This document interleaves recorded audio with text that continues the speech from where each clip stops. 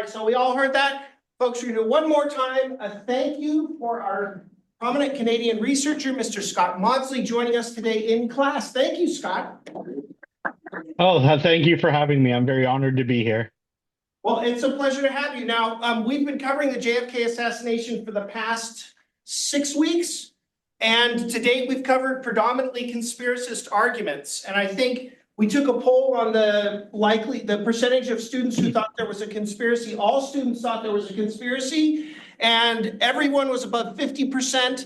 And I think the lowest was 60 or 65%, right? With the vast majority of students being between 70 and 100% confident that there was a conspiracy in the JFK assassination. And so what I thought we might do, if you wanted to start with a couple of questions, or if you wanted to start speaking, you occupy a rare niche within the community, being a non-conspiracist, but you were originally a conspiracist, right? Yes, I was. When I was younger and I first got interested in the JFK assassination, I became interested through the Oliver Stone movie JFK. And I think it's kind of hard to watch that movie and come away thinking anything other than it was a conspiracy. Did you want to take questions to start, or did you want to just start talking? What's your preference? Sure, whatever you guys want to do is fine with me. It's 100% of the class believes it was a conspiracy. There isn't a single lone nutter there among you guys. That's correct. Oh, wow. I'm a nutter. Oh, nice. Okay, good. At least there's one. At least we got one. Okay, all right. Okay. Heath, your hand was up, and then Tomas after that. Go ahead, Heath. Make sure you speak up so the mics in the ceiling can catch you. The conspiracists, I imagine they can't really say that they know 100% of, what happened. It's more just that they reject the original story that Lee Harvey Oswald was the lone shooter. So I was wondering what exactly do you think happened, and what do you think the actual story is? Do you think that you have more answers than not? I would say that I do, yeah. We're going to go down the philosophical rabbit hole of saying it's not possible to know anything really with 100% certainty. Like, to be honest with you, I'm not 100% certain that I even exist. You know what I mean? I'm pretty sure that I do. And I certainly live my life like I do. Like, the version of reality I experience is actually real reality. But I don't believe in the conceptual notion of 100% certainty about anything, really. As far as the JFK assassination goes, I pretty much believe the official version of events, that Lee Harvey Oswald killed President Kennedy and Officer Tippit, and that he acted on his own with no assistance in any way from anyone or anything else. Okay. An important proviso, right? You could always be wrong about something. We've talked about that. You can always be wrong about a certain claim, an empirical claim anyway. So you just don't ever know. Tomas, what was your question? Oh, it wasn't a question. I just wanted to make known that after reading all the notes and watching all the videos from this past week, I've dipped my percentage. I don't think there was a second shooter, at least. Okay. So maybe two lone nutters then. Maybe a conspiracy, but Oswald acted alone. Yeah. Oswald was the only shooter. Yeah. Okay, that's fair. Okay. All right. Any other questions of all the reasons that we covered? What do you folks have questions about? I think that with only a single shooter, the probability of conspiracy drops off dramatically. For me, the whole issue of conspiracy rises and falls on the events in Dealey Plaza. If Lee Harvey Oswald is the only shooter, then there pretty much goes the conspiracy right there, because you wouldn't need a conspiracy, right? If he was the only shooter. I mean, it's still possible that there could be a conspiracy in the sense that somebody could have, encouraged him to do it, or had foreknowledge or assisted him in some way. But all these theories about, multiple shooters in multiple locations, I don't believe at all. So for me, if Lee Harvey Oswald is the only shooter, then there goes like 98% of the conspiracy right then and there. Raquel? Richard, you gotta fight back, Richard. Go ahead, Raquel. Right, so when it comes to the whole one shooter versus multiple, so as someone who does have experience with firearm, going hunting and stuff like that, how, as someone who has seen the effect from when something is hit with a bullet, how do you explain his head going back? If he's shot from the back, his head should have gone forward. So how is it possible that there wasn't more than one shooter? And also, as someone who didn't grow up in the bust up area with like random drive-bys and stuff like that, a shot can be loud, but it's also a little bit easy to detect which area it comes from. So how could there not have been multiple shooters if people heard it from multiple areas? Those are good questions, and these are questions that commonly come up when one is discussing the JFK assassination. For the first part of it, the movement of the head backwards, projectiles are very small, very light, supersonic like projectiles. So the amount of kinetic energy that a projectile is going to carry, it's not enough to forcefully move a person's body in the direction in which they're hit. So also you have to take many factors into account. Kennedy was seated in a car. The car was moving. He was wearing a back brace that kind of stiffened his posture a bit. So when the projectile entered the back of his head and traveled through his brain, making the exit in the front, what we see on the Zapruder film is the violent ejection of matter from the front. That, coupled with the motion of the car, coupled with the loss of neuromuscular control, is what leads him to appear. I mean, he does move backwards, but it makes it look like the shot is from the front when actually it is from the rear.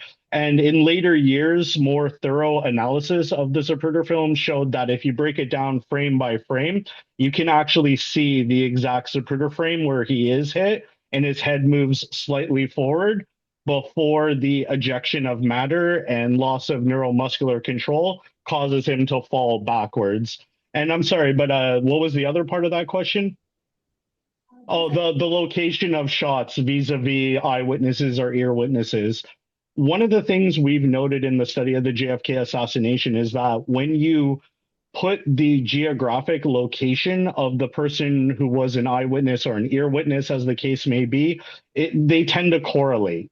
So people who were physically closer to the book depository at the intersection of Elm and Houston, those people tend to say that the shots originated from Elm and Houston. And people who were closer to the triple underpass say that the shots appeared to or sounded as if they had originated from the triple underpass or the grassy knoll, which is kind of close to that. So, I mean, eyewitness and ear witness testimony is notoriously unreliable.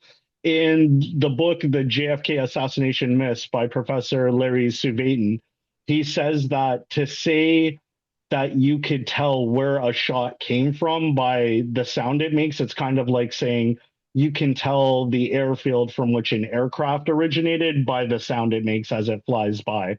You also have to keep in mind that Dealey Plaza is in an urban area. There's lots of concrete, there's lots of asphalt, there's lots of hard, dense surfaces that sound waves can bounce off of and echo and reverberate. So eyewitness testimony is not really the place to go to say, okay, the shots came from here or they came from there. Okay, really interesting. So kind of presented a total counterside to what you've experienced, right? Well, sounds are bouncing around, so it could be an echo, and eyewitness testimony is unreliable, right? And it's basically an echo chamber, right? How do you feel about hearing those objections? I don't know. I You're weighing it? Okay, fair enough, okay. Someone else. Pete. What's up with the evidence destroyed by the FBI? Was it just like incompetent investigators? And I mean, yeah. Well, partly, yeah. I mean, in the case of the note that Lee Harvey Oswald left for FBI agent James Hosty, who was investigating him at the time, that note was destroyed purely out of a need for them to protect themselves. You know, they didn't want to face institutional scrutiny because they had contact with Lee Harvey Oswald and he left a note for Hosty. We'll never really know exactly what that note said. Some people said it was just Oswald saying to leave his wife alone and to not talk to her. Some people say it included a threat against the FBI. I mean, one way or the other, we'll never know. But what we know for sure is that after the assassination, the FBI destroyed it, and that's very bad. They destroyed that evidence. But I mean, at the height of it, there was like two or three people who knew about that note's existence, and it still came out despite the fact that they destroyed it. So I think that's just more evidence against a conspiracy because it's like if the FBI couldn't keep a secret among like two or three people, there's no way they could have kept any secret of significant evidentiary value.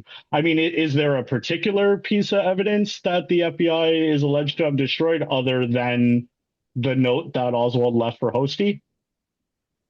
No, it was that one and not the FBI specifically, but I know evidence was tampered with and like, for instance, his JFK's brain went missing from the National Archives, which I don't know. I wasn't convinced that pointed to a conspiracy, but it just seems like the investigation was like not what's it called? Chain of Oh, the chain of custody was The chain of compromised? Custody. seems like a lot. Okay. Yeah. Well, the National Archives never really had any right to hold on to President Kennedy's brain or any other medical samples that were collected during the autopsy. Again, it's one of those things where we don't know for sure what happened, but what we do know is that there was a box that contained the brain and other medical samples taken at the time of the autopsy, and it was later returned to Evelyn Lincoln, President Kennedy's personal secretary. And when the permanent location of President Kennedy's grave was finished construction about less than a year after the assassination, there are photos that exist of Robert and Edward Kennedy at the grave site at night as President Kennedy is being reinterred in what is now his permanent resting place. And Robert Kennedy is holding a small wooden box in these photos. So we believe that most likely the brain and the other physical medical samples were interred with the president in what is now his permanent resting location. Again, it's one of those things that we can't ever really know for sure, but I believe that that's what happened. I don't think it's really reasonable to believe that the National Archives would have held on to President Kennedy's brain like forever. I mean, once the medical examination's complete, there's no reason to hold on to it. It's not like a researcher could go to the National Archives and be like, hey, I want to see President Kennedy's brain, you know? They're not really going to let just anybody have access to that. But also, chain of custody, I mean, I think modern people living in modern times, having grown up with things like Law and Order and CSI, they have this belief that law enforcement is like this infallible entity that functions perfectly in every situation. And unfortunately, that's just not true to real life. In real life, the nature of evidence collection and investigative work is often a lot more sloppy than the average person or Hollywood would have us believe. So, I mean, in issues of like chain of custody in the 1960s, those issues would have been resolved in a courtroom by the one officer saying, okay, I got the evidence from this guy, and then the other officer would say, I collected this evidence from the scene, and that would be enough to establish chain of custody. I think that chain of custody issues exist in every significant investigation of this type. And I also think that chain of custody is only really an issue if you're assuming malfeasance, right? Because if the official version is true, then chain of custody isn't an issue because there's no need to fake evidence, right?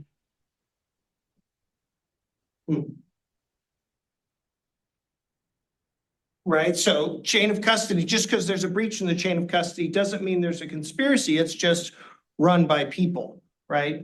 Yeah, I think that's true. And then this further point that chain of custody, that applies maybe in a legal proceeding, but looking at this historically, would that matter?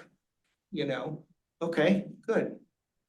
What about you guys had questions about the bullet itself? The timing and all that stuff? Who wants to ask a question about that? I know somebody was saying it. Emily, was that you? Are you gonna ask it anyway? Or is it Alex? Go, Alex. Come on, folks. You got this. Richard, go for it. What bullet?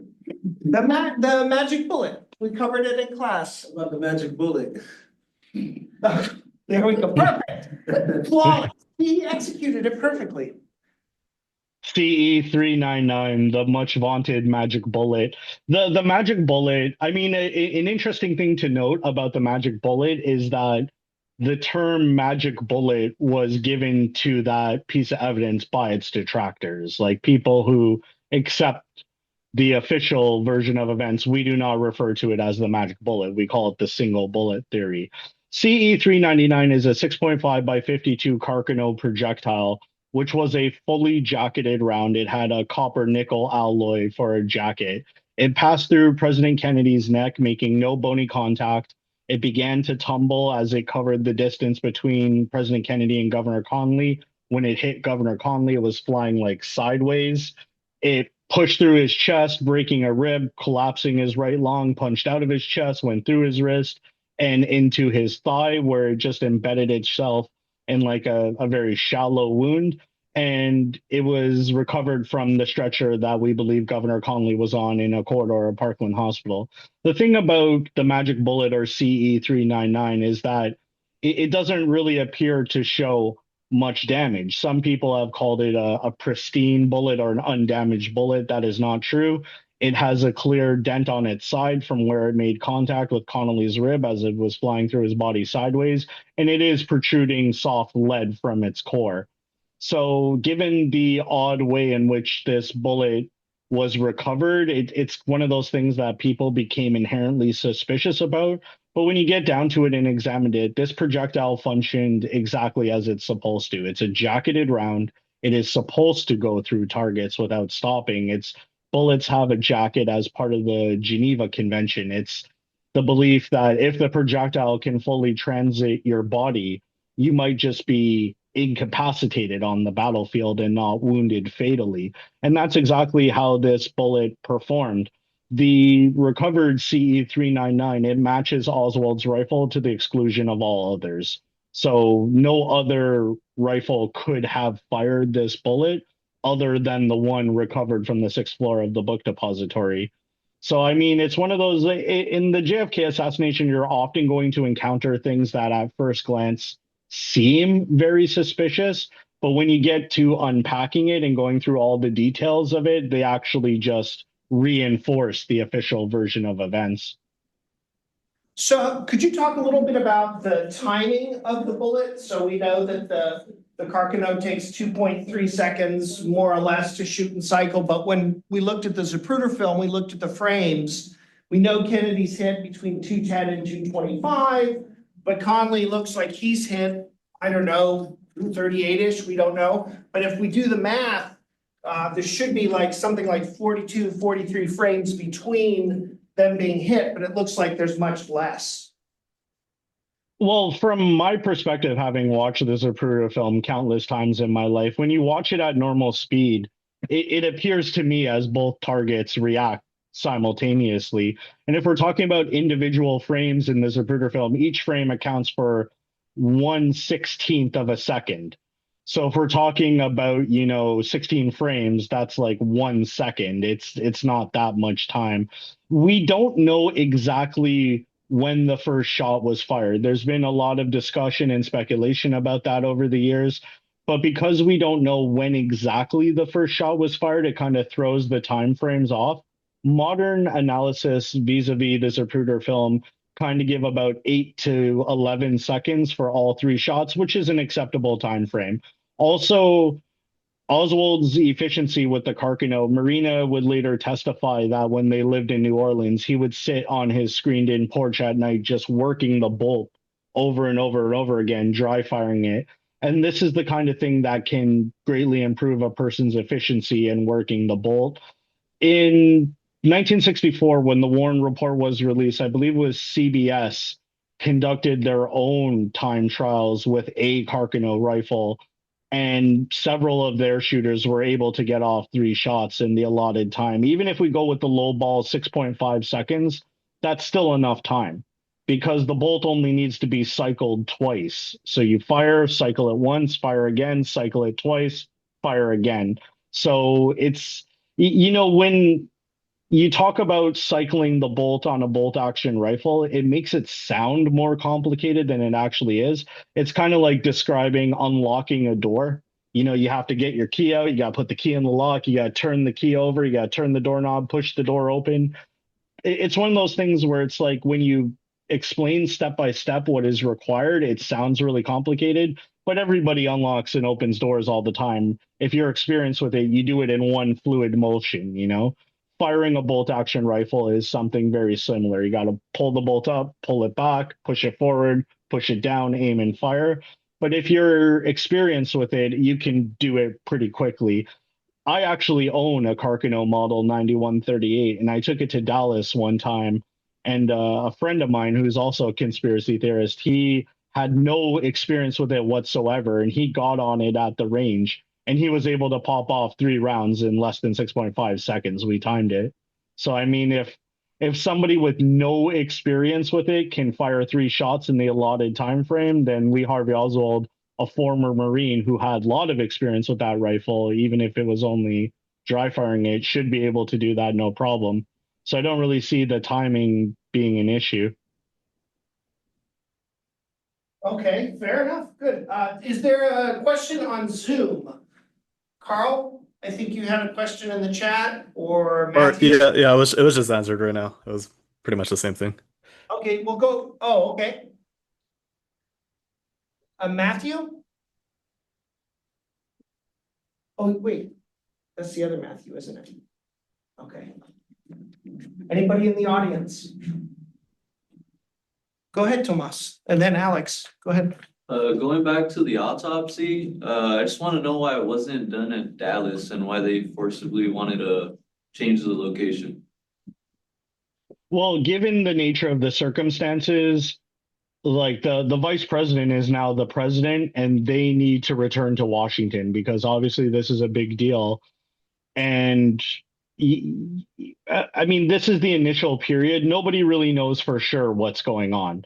They don't know whether or not this is the opening act of a much greater plot against the American government, the American people. Lyndon Johnson spoke to Dave Powers and Kenny O'Donnell, special advisors to the president. They both recommended that Lyndon Johnson should return to Washington immediately. They were traveling with both Air Force One and Air Force Two, and at this time there was a retrofit undergoing of Air Force One and Two's communications equipment. The upgrade had been completed aboard Air Force One, but not aboard Air Force Two. So Kenny O'Donnell and Dave Powers recommended that Lyndon Johnson return to Washington aboard Air Force One, which had this more sophisticated communications equipment. But of course, Lyndon Johnson, Texas was his home state. President Kennedy had just been assassinated there. He couldn't just leave. He couldn't just leave on Air Force One with Jackie and President Kennedy still in Dallas. He had to worry about what Kennedy loyalists in the Democratic Party would have to say about that. And also, it's just bad optics all around. So, given the nature of these circumstances, a justice of the peace did give permission for the body to be returned to Washington for the autopsy to be conducted there. And according to Texas state law, any medical examination done by any recognized entity outside the state of Texas, that evidence can be used in a criminal prosecution in the state of Texas. So there was a bit of a scuffle in Parkland Hospital with Dr. Earl Rose, the chief pathologist at Parkland. But ultimately, they didn't break any laws. They had permission from a justice of the peace to take the body back to Washington for the autopsy.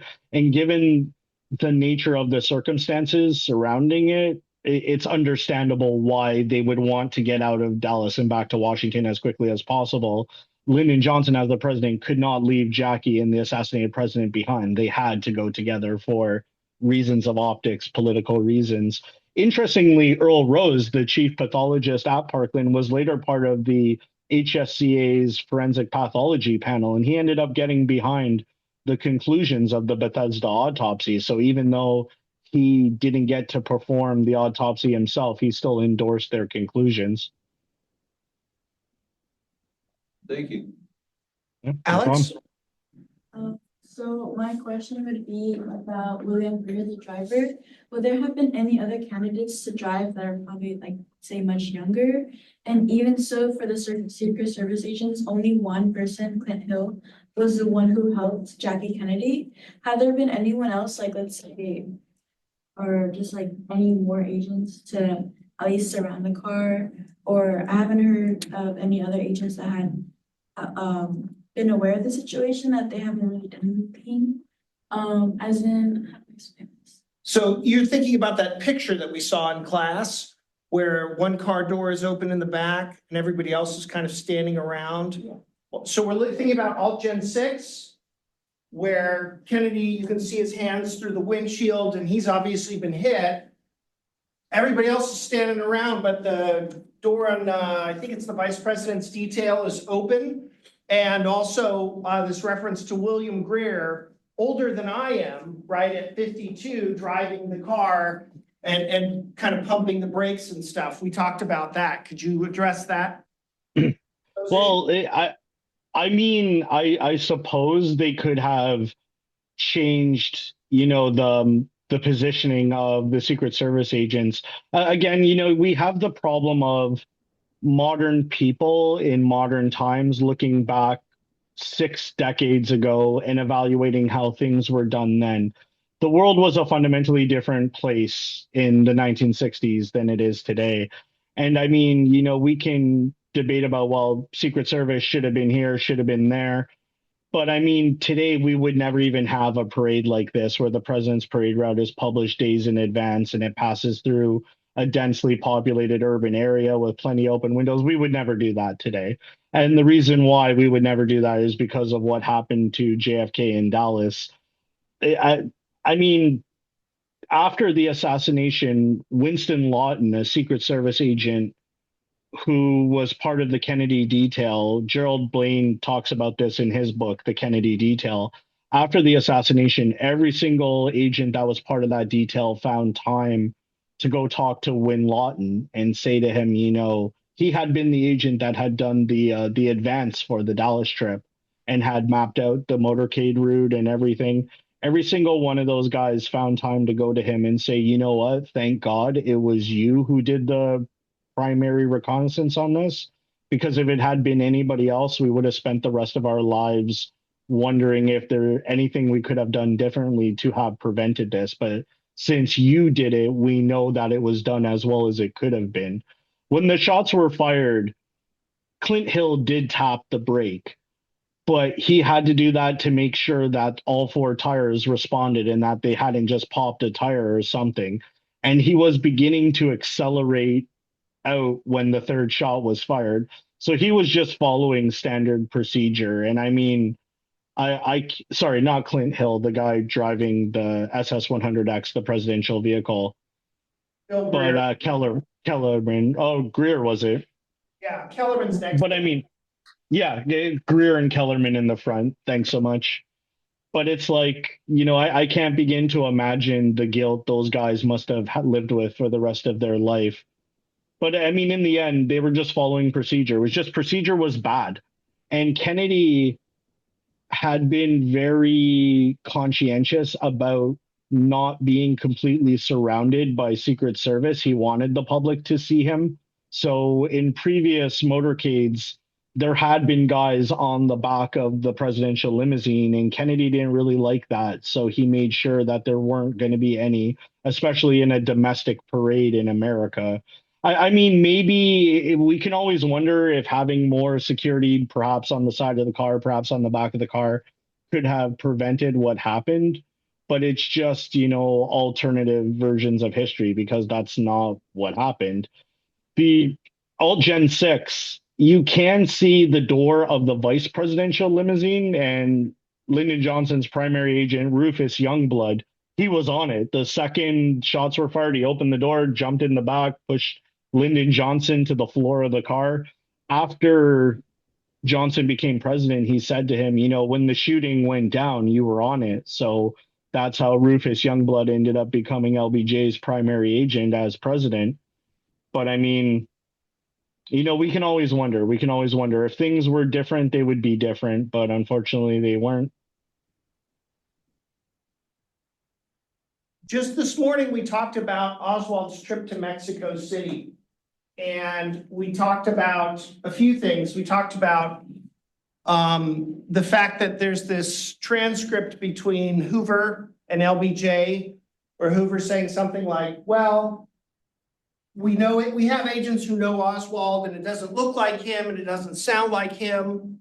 And then we talked about the fact that he meets with Kostikov, right? And this seems really suspicious. And then we talked about the failure to produce photographs of Oswald during this trip from the CIA. So if you could maybe address those or. Well, I mean, we have Oswald went to the Cuban embassy first, trying to get entry into Cuba. And the Cubans at the embassy told him that really the only way he was going to be able to get a visa into Cuba was if he was in transit to the Soviet Union.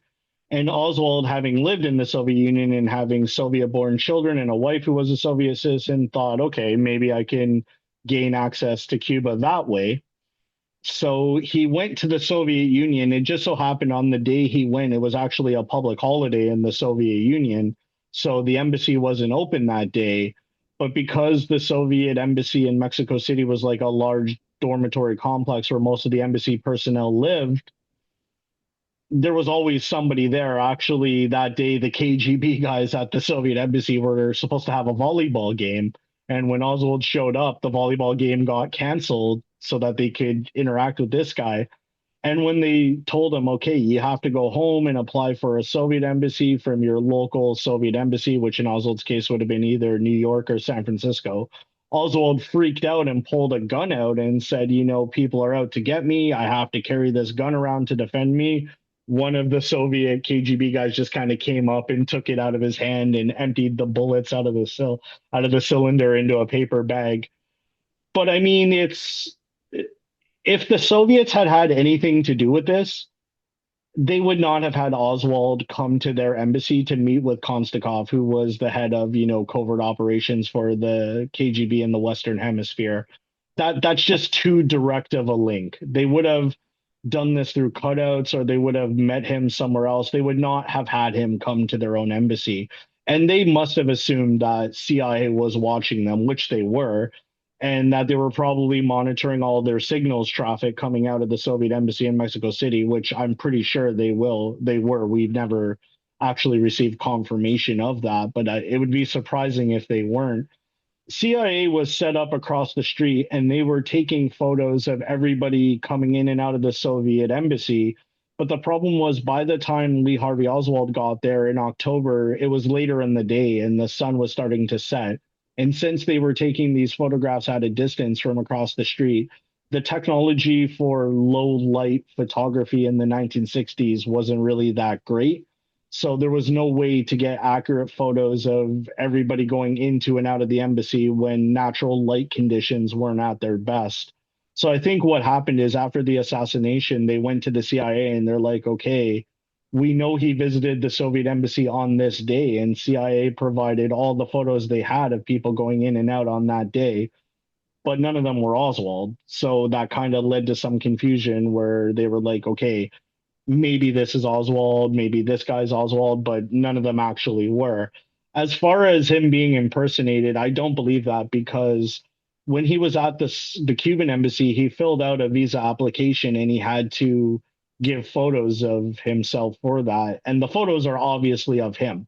So if he was being impersonated, whoever was impersonating him would have had to have looked and sounded remarkably like Lee Harvey Oswald. And later on, the Cuban embassy personnel would give us their accounts, and they never shied away from identifying the person they interacted with as having been Lee Harvey Oswald.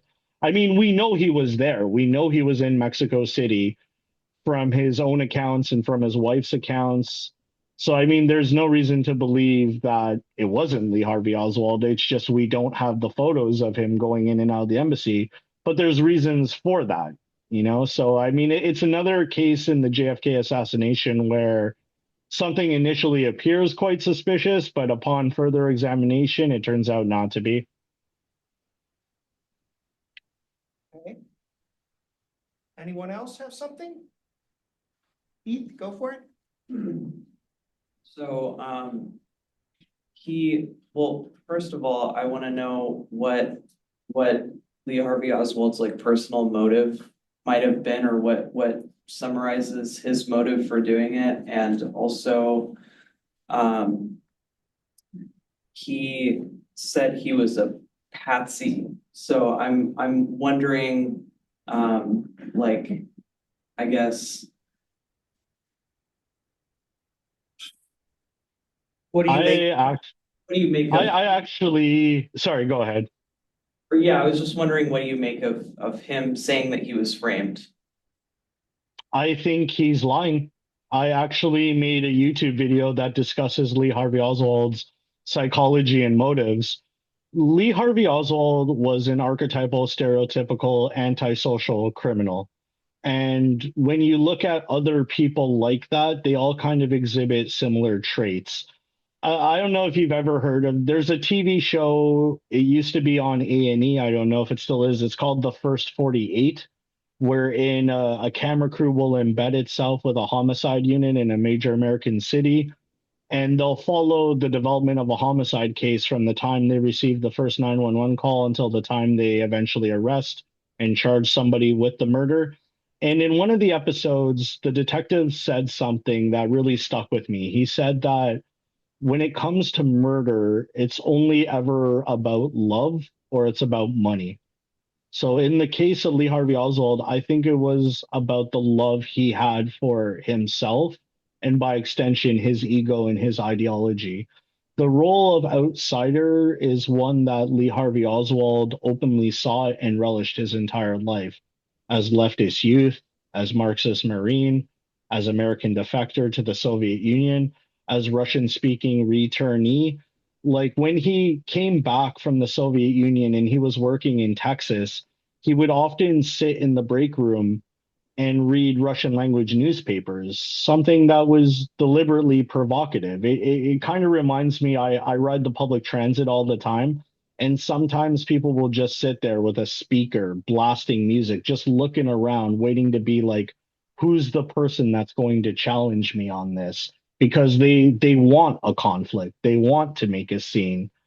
Lee Harvey Oswald saw himself as being intimately involved in matters of state and international relations that were far beyond him. When he went to the Soviet Union, he thought he'd be welcomed and praised and elevated to some important position for some reason. In this way, his psychology very much resembled his mother's. One of her son said of Marguerite Oswald that she thought she should be this big important person in the world, and she thought the world should recognize her as being this important person. But it's just there was never any reason for that. I think fate and circumstance brought these things together. You know, fate put Lee Harvey Oswald in that building, and then fortune and circumstance brought the president driving right by. To him, that was an opportunity that was too good to resist.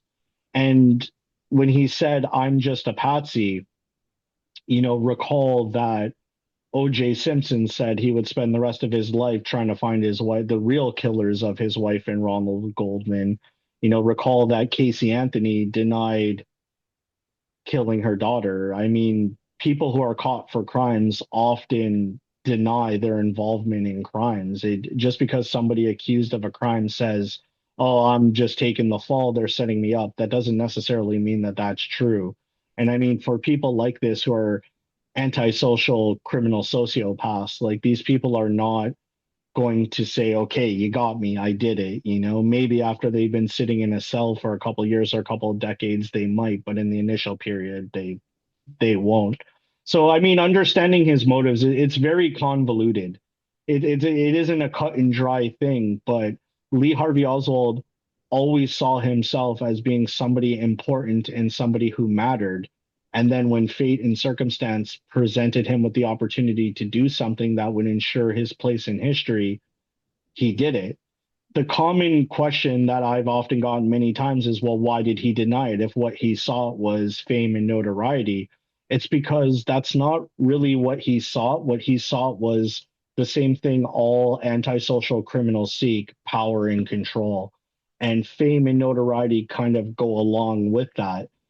In his mind, he has knowledge, he has answers to questions that the whole world wants, and as long as he can withhold that and deny them that, he will always be the one in control. He'll always be the one with the power because people will always seek him out. People will always want to talk to him, interview him.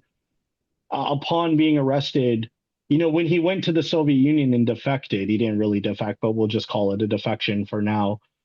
He thought that the world would be rushing to find out, okay, who is this guy? Who is this American Marine that defected to the Soviet Union? What's his politics? What's his beliefs? But that didn't really happen. It was kind of like a minor note in history, a kind of minor thing that quickly blew over. But with the assassination of President Kennedy, now the whole world really is interested in him. Now the whole world really does want to hear about his politics and his beliefs. And I think that did a lot to fuel his ego and fuel his narcissism. When he returned to the United States from the Soviet Union, his brother met him at Love Field. And Lee said to him, "What, no reporters?" And his brother said, "Well, I was able to keep it quiet." But later on, his brother Robert would say that he noticed Lee was disappointed that there wasn't reporters there to greet him because he wanted the attention. He wanted the recognition. What, no reporters, is something Lee Harvey Oswald would never have to say again after he was arrested for shooting Kennedy. Now he can't walk 3 feet from one office to another without a scrum of reporters jamming cameras and microphones in his face. So it's like I think in that you'll find the answer for why he did what he did, what his motive was. In a very general sense, it was what Gene Davidson, the author of Oswald's Game, called an infamous immortality, which is something that he got. Zakia. I wanted to ask if the whole business with Lee Harvey Oswald and his wife, do you think it had something to do with his motive or why he might, want to shoot JFK? Honestly, no. I know a lot of people have proposed that when he went to Ruth Payne's house on Thursday, November 21st, and spent the night there, he tried to reconcile with her, and she kind of put him off because, various reasons. She was tired of his nonsense and she enjoyed having the upper hand for once in that relationship. And I mean, some people have proposed that he did that to give himself an out, that if he had successfully reconciled with his wife, he might have not shot JFK. But honestly, I don't believe that. I don't believe it. I mean, he might have made a sincere effort to reconcile with her. But I think even if she had been receptive to that, even if she had been like, yeah, sure, we'll get a place in the city. You can buy me a used washer and dryer. I don't think that would have dissuaded him. The siren's call of an infamous immortality would have been too much for him. Fate had thrown this peach into his lap and he was going to eat it. So I just don't think that at all. I mean, it's definitely an interesting angle to consider. But I mean, if he really cared, he wouldn't have done this. He's like, oh, I'm going to reconcile with my wife. This is my last opportunity. And if she doesn't reconcile, then I'm going to shoot the president. No. If he really cared about reconciling with his wife, he would have thought, okay, I'll live to fight another day. There'll be another opportunity for me to get back together with my wife and kids. He cared more about his ego and his fame than he did about his wife and kids. He was ready to go to Cuba and leave his wife and kids in the States to fend for themselves. He was ready to send his wife and kids back to the Soviet Union at one point. His need, his love for himself was all consuming. And in the end, it consumed him.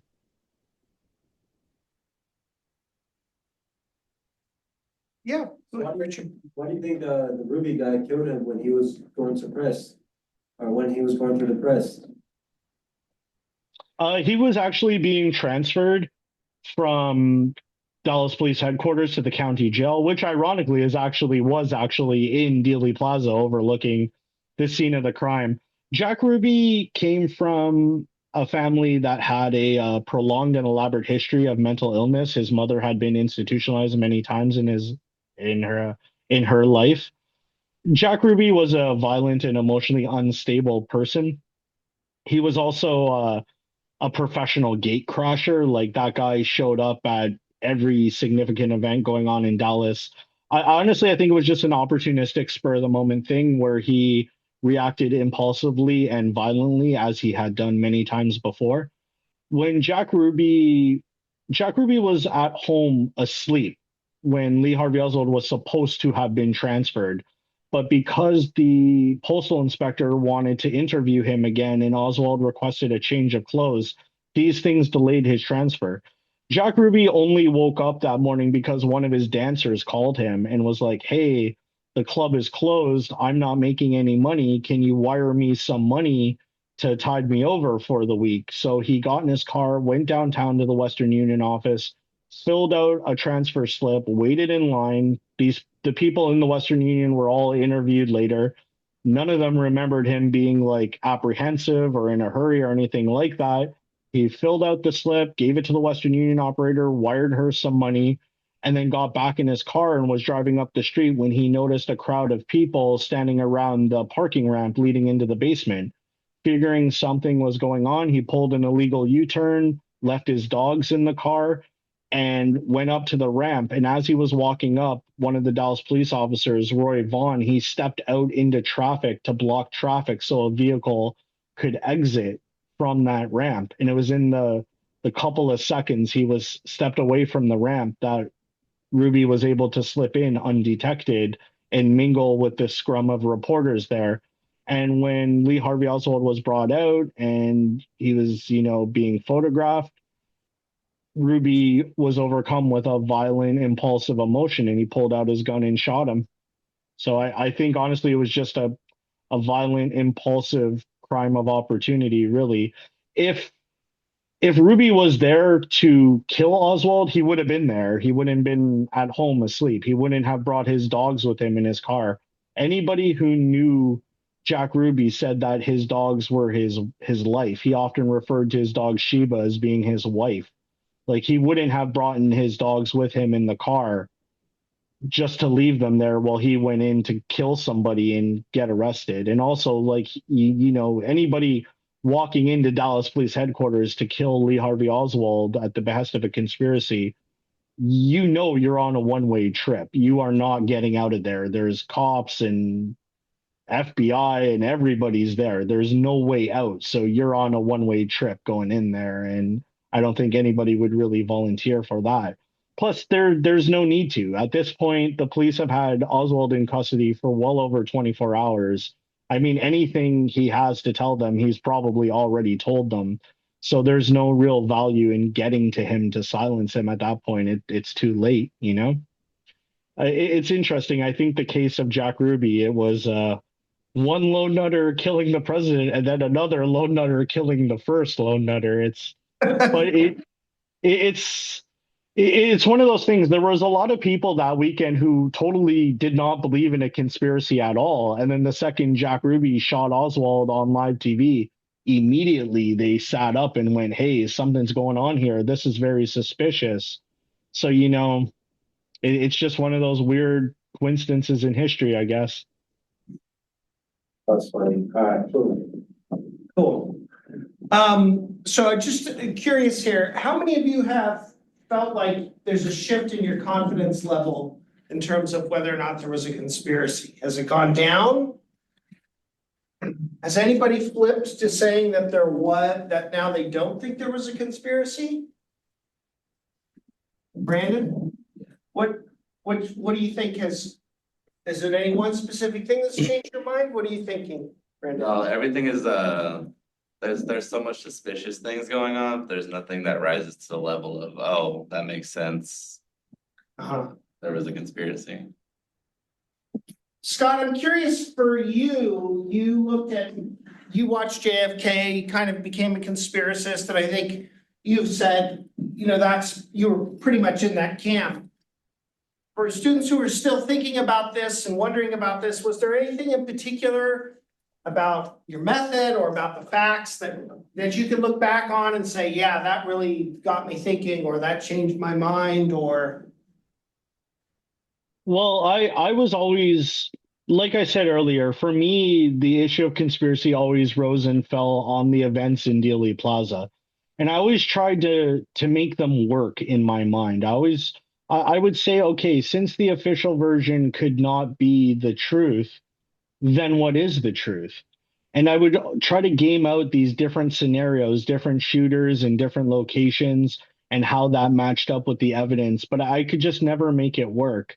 And then one day I saw the photo of the presidential limousine SS 100X in the parking lot, and it was empty. And you could see how the seats that Kennedy was on was much higher than the seat Connolly was on. And something just clicked in my mind. I realized Elm Street slopes down. Kennedy is elevated above Connolly. The gun is firing downward, and suddenly the path of the single bullet just kind of clicked in my mind, and it just all made sense. And then forever after, I was a lone nutter. It was also the realization of the way that conspiracy theorists misrepresent the evidence. There's a very famous scene in Oliver Stone's JFK where they're demonstrating the path of the magic bullet, and they have these guys seated level directly in front of each other, and that is not how they were seated in the vehicle when the shooting actually occurred.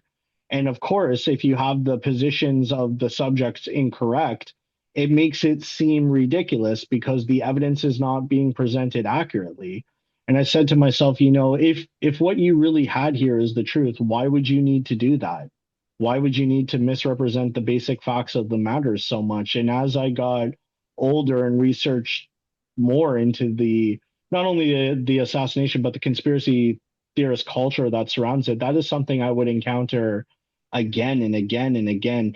There's even a fake document, the McCone-Rowley document, which is purported to be an internal Secret Service memo that pretty much says, yeah, we know this was a conspiracy. We know the people who were involved. But it just turned out to be 1990s Photoshop. And I mean, that's something that I always found very interesting, that people are so desperate to find evidence to confirm their belief in the existence of this conspiracy that when they can't find it, they'll just go out and make it up. I agree with the person who said, there's lots of mysterious things that happen. There's lots of very odd coincidences, like the one lone nutter killing another lone nutter, right?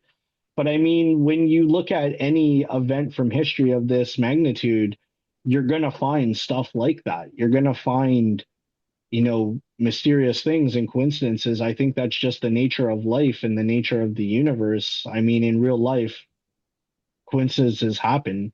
That's why we have a term that describes that, right? And I mean, maybe the Kennedy assassination has so much prominence in our collective culture because it was the first incident like this of the modern mass media age. But since that time, we've had many more instances of this, all of which have spawned various conspiracy theories. There's conspiracy theories about everything, about, the Columbine shooting, 9/11, more recently, the Charlie Kirk shooting. Already we're hearing conspiratorial thinking about that. So I think it's just kind of become embedded in our culture and in our society now. It's kind of like this niche cottage industry, right? Like the X-Files was a whole TV show about conspiracies about various things. It's become a part of our culture, our social identity. So maybe we'll end on this point because you've been going for about an hour straight, and we'll throw you a curveball. I'm noting here on the back shelf at the top, there's a replica of the Titanic. Have you? There is. It lights up. Yeah. We'll see. I'm picking out all the details. Let's see. All are you familiar with this conspiracy theory that the Titanic didn't sink, but it was a duplicate ship? It was for insurance purposes. Nice. Yes, I am. I'm very familiar with that theory. Could That you, it was actually Titanic's sister, the Olympic. could you sink? I put that in quotes. Maybe that's a bad joke. Could you sink that theory for us? Sure. Although Titanic and her sister Olympic looked very similar from the external sides, there were significant differences of the internal configuration of these ships. To have made Titanic look exactly the same as Olympic or vice versa would have required the efforts of like thousands of people working around the clock. This is not something that could be done slapdash over a weekend. Also, the fundamental reason that the insurance conspiracy is suggested is because Olympic had had a collision with a British warship, the Hawk, in which the Hawk was more severely damaged than Olympic was. But the conspiratorial version of that story goes that the Olympic was actually way more damaged than her builders let on, and she would never sail again as a passenger ship. So they disguised Olympic to make her look like Titanic so they could sink the brand new Titanic and recover the insurance money. There's a lot of problems with this. One, if Olympic cannot sail as a passenger ship, how is it supposed to sail as a passenger ship disguised as another passenger ship? Two, if you're going to do an insurance scam, there's way easier ways to do an insurance scam. You could just start a fire in one of the coal bunkers over a long weekend or something when the ship is tied up in port and manned by a skeleton crew, which was a common occurrence in those days. And you could get whatever insurance money you'd get that way, as opposed to taking it to the middle of the ocean and sinking it, permanently damaging your company's reputation. And three, the White Star Line ships operated underinsured. So no amount of insurance would come even close to the amount that had been invested building the ship itself. So I mean, you'd be jumping through a bunch of hoops for no real return anyway. There were features which are unique to both Olympic and Titanic, and those features which were unique to Titanic are identifiable on the wreck today. So we know for sure it was the Titanic. It could not have been her sister disguised as the Titanic. Okay, that's just off the top of his head. Does anybody have any other questions? Before I go, is it okay if I ask you guys a question? Sure, please. What is it that makes you believe in conspiracy? Like, what is the best argument in favor of the JFK assassination conspiracy? Like, what is the best thing to point to and say, this is why I believe this was a conspiracy?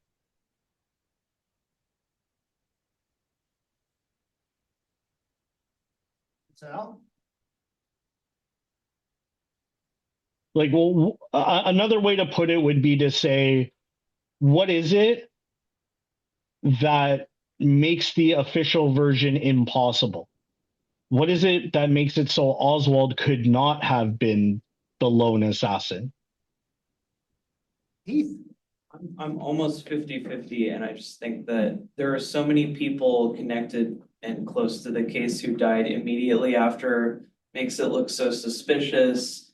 And the fact that the gun that he was using was apparently really not great, and that Lee Harvey Oswald was like a poor shot, just raises too many questions for me to like believe the official story, but I'm like kind of 50-50. Well, I mean, in an investigation like this, it's very large and very elaborate. So the category of people who could have died in the aftermath, that category would be like tens of thousands of people deep. And I mean, just on statistics alone, some of them are going to die. I mean, when the opportunity presented itself, he used the weapon that he had access to.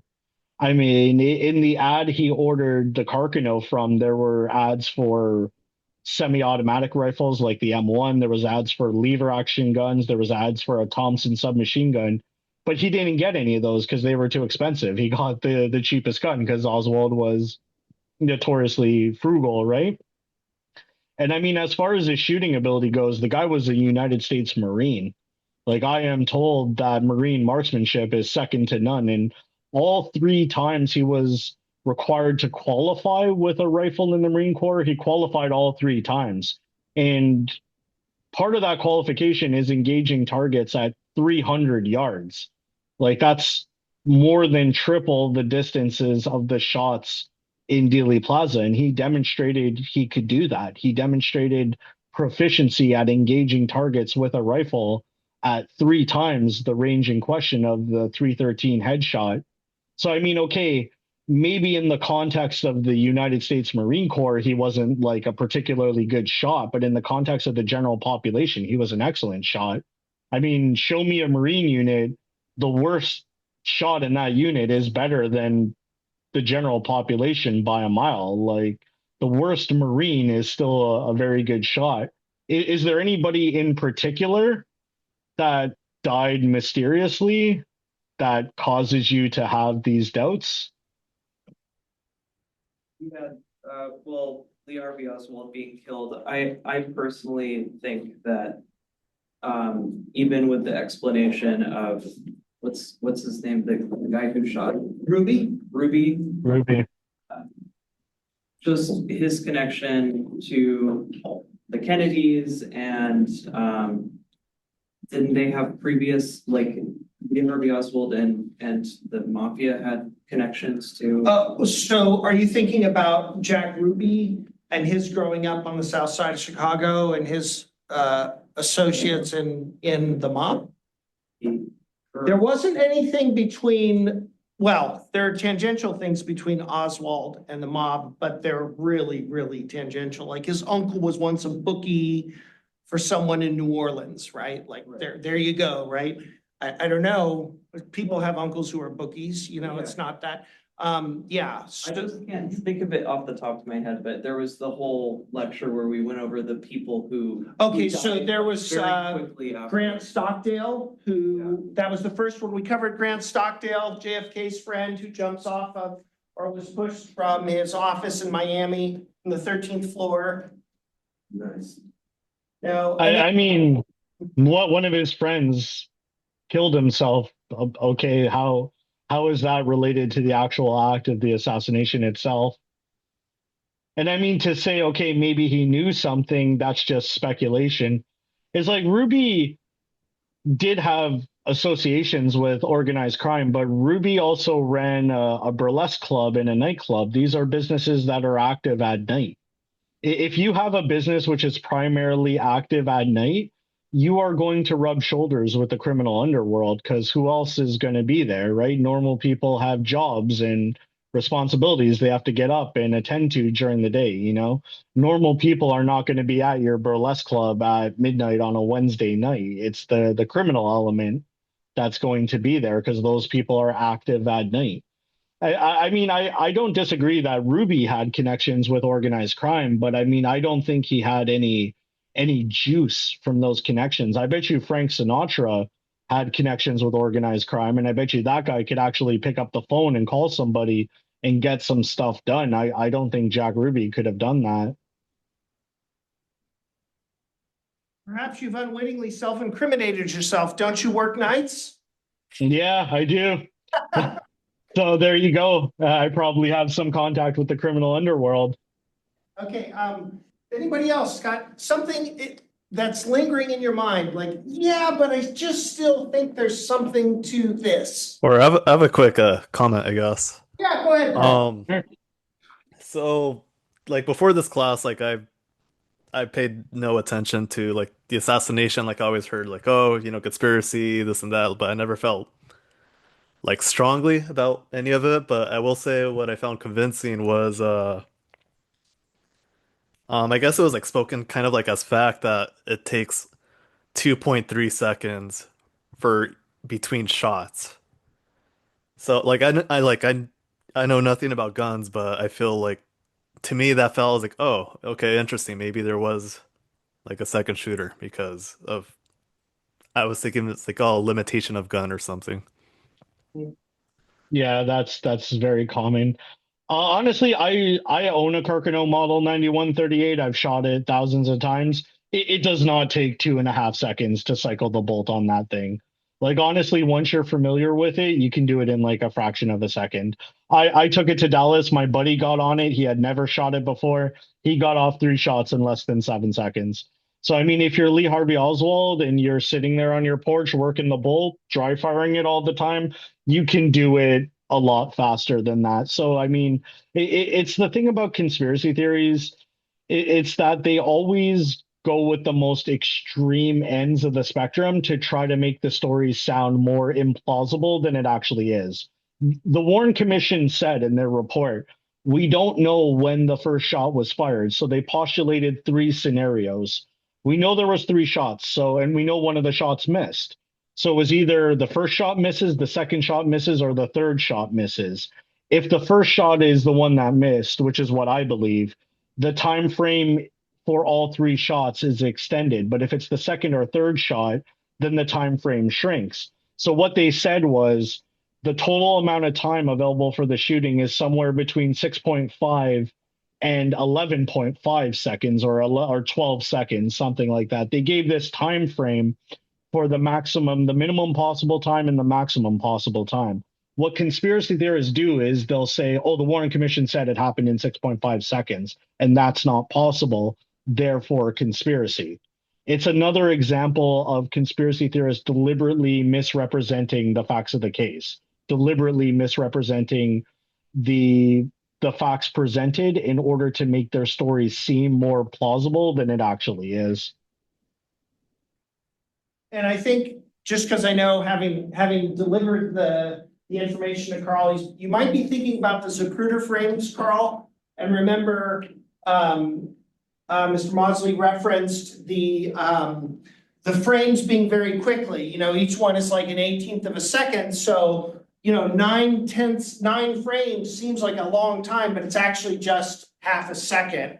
And there's no rule of law that's of nature that says that people need to react from a shot at the same time. So I mean, when you watch it at standard speed, it appears as though both subjects react at the same time. But there have been cases of people who have gotten shot and weren't even aware of it until they look down and notice that they're bleeding, you know? So if there is a slight delay of a fraction of a second or even a second or two, that doesn't necessarily prove anything, you know? But from my perspective, they appear to react simultaneously. It's just their reactions are different. So it's not immediately noticeable or obvious. question, Carl. Richard, go ahead. The other guy you had on said that there were bullet casings from Israel in another building on top. Okay, so Is that true? we had Steve Marsh, and he indicated that this is Grodin's line, where there was a shell casing found in, I think, 75 on top of the Daltex building from IMI or something like that, Israeli munitions. Do you want to chat about that? Yeah, fun fact, IMI is the company that originally made the Desert Eagle. So there's some interesting firearms trivia for you there. It's a bit of a digression, but the Desert Eagle was originally developed by Magnum Research and then was licensed to IMI. So the original ones were actually produced by IMI, but I digress. It was found 15 years later. It's not a 6.5 by 52 Carcano cartridge. The only projectiles recovered were CE 399, the so-called magic bullet, and a nose and a tail section, which matched to each other that recovered from the floorboards of the front of SS 100X, the presidential limousine. All of these projectiles match Lee Harvey Oswald's rifle to the exclusion of all others. So I don't know if there was a shell recovered from the roof of the Deltex building, but I mean, so what? 15 years later, you found a shell there. We have no reason to think that that shell had anything whatsoever to do with the JFK assassination. And it's like, if it does have something to do with the JFK assassination, then there's no connection there.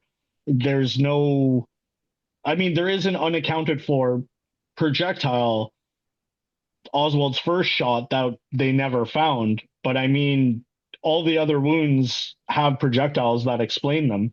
So it's like, Okay, 15 years later, they found a shell on the roof of the Daltex building. Okay, what do we do with that? What do we do with that piece of information? How does that fit with everything else we know about the assassination? It doesn't.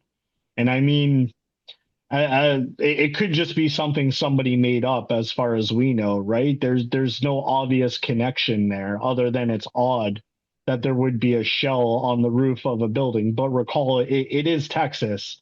So, I remember my first trip to Texas. We were leaving the Texas theater and getting back in the car, and I happened to look in the gutter and there was a bunch of shell casings in the gutter.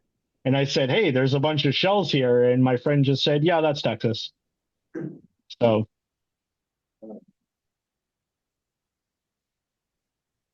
Anybody else have any other questions? No? Anybody else have anything else? Do they still think there's a conspiracy? I'm gonna expect robust counter arguments and evaluations in your papers. There's papers? What you been working on? Those papers. there's always papers, dude. Right. All right, will you all join me in thanking Mr. Maudsley for coming to our class? Thank you so much for having me. I'm very honored to be here. Thank you so much, Scott. It's funny, having heard you talk now, before we started, someone said, I said, oh, we're having a researcher here, and they had sort of asked, critical thinkers asking about sources, right? And they said, oh, so he's an expert, kind of what makes him an expert? And I wanted to say, well, you just wait and listen for 60 minutes.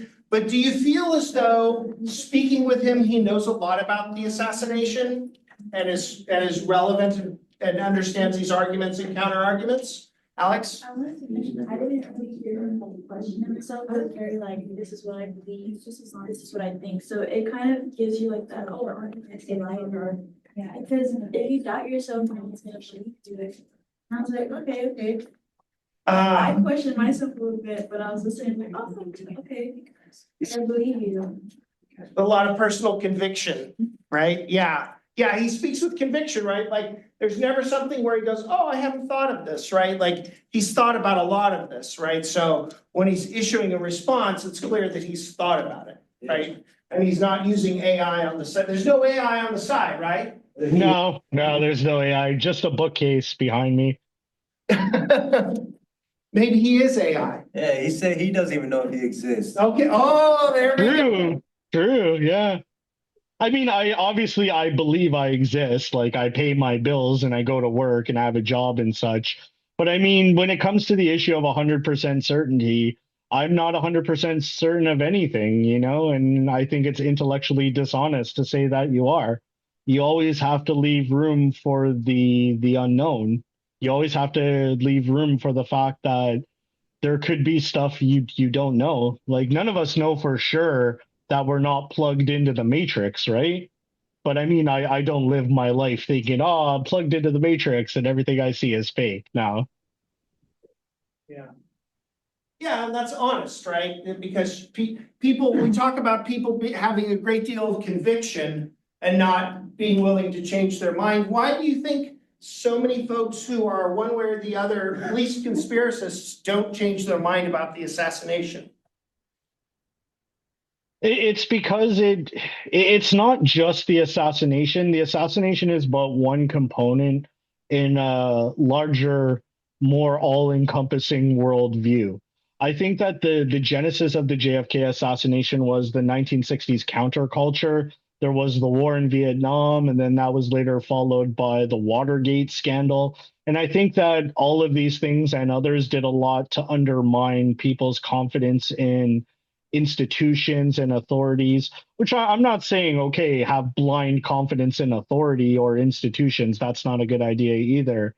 But I think that there was a lot of things that happened in American history and American culture at that time that kind of sowed this kind of cynicism about the nature of American power and American society. And I don't think that ever really left us. So to say, hey, the evidence isn't there to support the JFK assassination conspiracy, it's tantamount to saying, hey, the evidence isn't there to support my entire worldview. And I think that that's very, very, I can't even describe it. I think it's very unnerving for a lot of people to do. Like people will more easily defend the lie than admit that they got fooled by a lie, which is what happened to me when I was young. I saw Oliver Stone's JFK and I read a lot of conspiracy theorist material, and I got fooled by the lie. And it's ironic because one of the tropes of the conspiracy is the idea that, well, I'm not fooled by the lie of the Warren Commission. Right, so it's particularly difficult. It's almost the thing that motivates the view is the thing that you need to relinquish in order to revise it. Yeah, I mean, I've said it before. If you really are a truth seeker, then you must be prepared to accept the fact that the truth, it might not be what you expect it to be. It might not be what you want it to be. You have to be prepared to accept that the thing you thought was so true, the thing you were so certain of, it's just not. And that's a difficult thing to do. It's hard. And I would encourage anybody who's serious about studying the JFK assassination, don't exclude the official explanation. That was kind of a moment for me where I thought to myself, why am I excluding the official explanation? What makes the official version of this story impossible? And forever after, I was a low nutter because I realized not only is it not impossible, it's actually the solution which is best supported by the evidence. In order to discount the official explanation, we have to make a lot of speculation. We have to assume that things happened that we have no proof of. We have to assume that evidence was either fabricated or tampered with in some way. And there's a lot of assumptions and speculation in there. And that's not intellectually honest to do that. Great. Okay. Thank you so much. Thank you so much for having me. I really appreciate it. It was really a great honor to be here. Thank you, Scott. And I'll send you a recording. All right, please do. Perfect. Talk to you soon. Thank All you. right, have a good one, guys. Bye bye.